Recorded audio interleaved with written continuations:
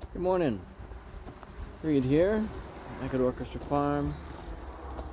This whole pre-morning walkabout. Some nice apple flowers happening. And what you might notice in the distance, there's a big old ladder up. Maybe you can see the other structure that's up there. That's because we're rebuilding a greenhouse that had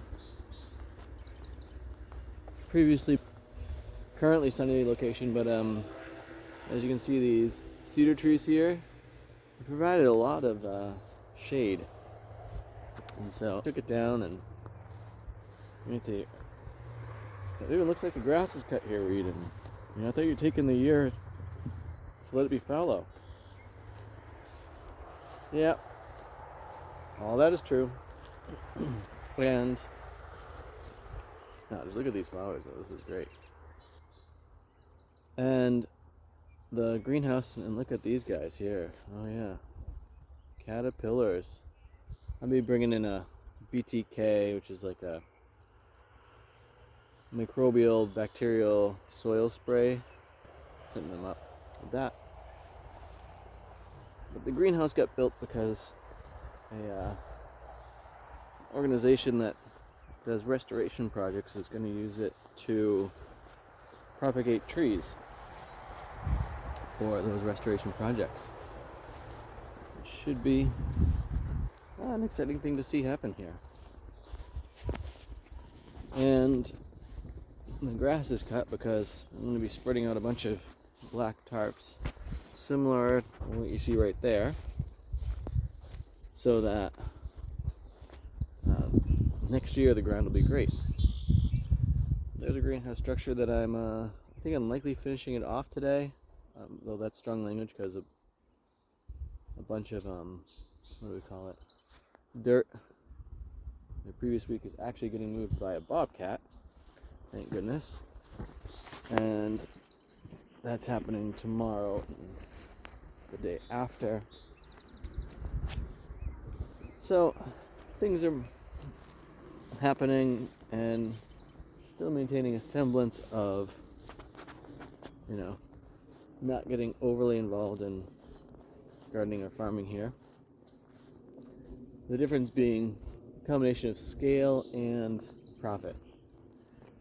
And so I'm thinking of it more as a gardening project at this point in time. And with that, it's interesting to see, now I have this reference of the difference between gardening and farming. And I think that everyone should have a little bit of gardening in their life, even if it's just one pot of something that you like growing, that you can eat something from at some point in time. It's just an amazing connection piece for life. And with that, now this is fascinating. There's water right here. Can you all see that big old puddle? Huh. Anyway, fascinating.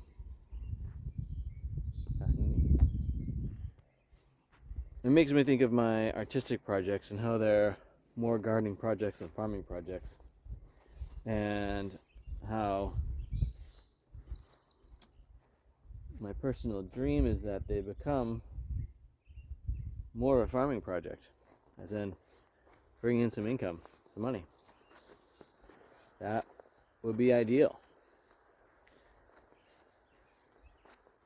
But it's good to just recognize that they're actually really nourishing, even just as they are right now. Just like gardening is really nourishing, even at the ultra small scale I'm doing it this year. Now, for each of those paths, you gotta, make choices and do things in particular ways. Otherwise, you don't reach your audience, the consumer. And that's all stuff that I'm working out to level up in different ways musically. More on that coming soon. But what things in your life do you think that you're farming, making a profit at, compared to gardening, doing it for the joy and the basic care that comes into your life and, self-nourishment that takes place from it. And how can you get more honest about which ones those are and how to change your strategies so that if you are to be farming, if you are to be making a profit at something, that it actually happens. And how do you track those metrics to know that that's what's happening?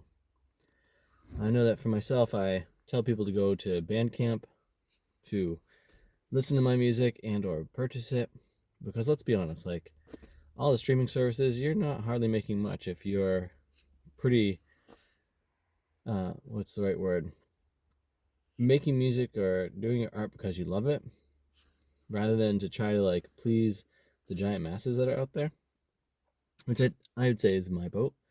And I need to start looking at Patreon because evidently that's a good place to acquire more of an audience with people.